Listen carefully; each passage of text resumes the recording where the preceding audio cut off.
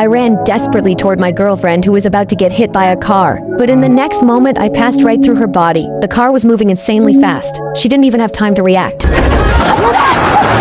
Luckily, a passerby showed up just in time, and the tragedy was avoided. I wanted to comfort her, but suddenly I realized she couldn't see me. It hit me I might have become a ghost. I had no idea how I died. No one could hear me, and no one could notice my presence, because she hadn't been able to reach me for so long. My girlfriend went to the police to report me missing. The police filed a case and told her to wait for news. But not long after, one officer ran into me on the street. He was about to call out to me when he saw this eerie scene unfold. He quickly pretended not to see anything. I demanded to know if he could see me, but the officer was already frozen with fear. He wanted to leave immediately, but I kept clinging to him, begging for help, because no one could see me. I had no idea what to do next. The officer didn't want to get involved, so he refused my pleas. Passers-by saw him talking to thin air and thought he had lost it. The officer couldn't resist my desperate begging and finally agreed to help. He first went to find my girlfriend, telling her I had been found and was right there with him, but she couldn't see me and thought the officer was joking. Angry, she slammed the door shut. To convince her I was really back, I had to ask the officer to learn cooking. I used to be a chef, and my girlfriend had always loved my dishes. If the officer could make food that tasted like mine, she would believe us. But unfortunately, the officer was hopeless. He just couldn't get it right. I grew anxious.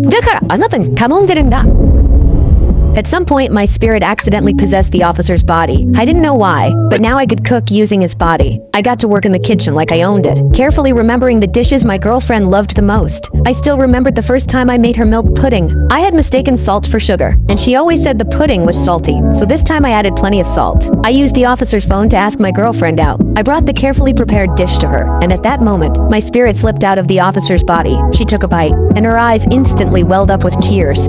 Like and subscribe for part 2 and more video.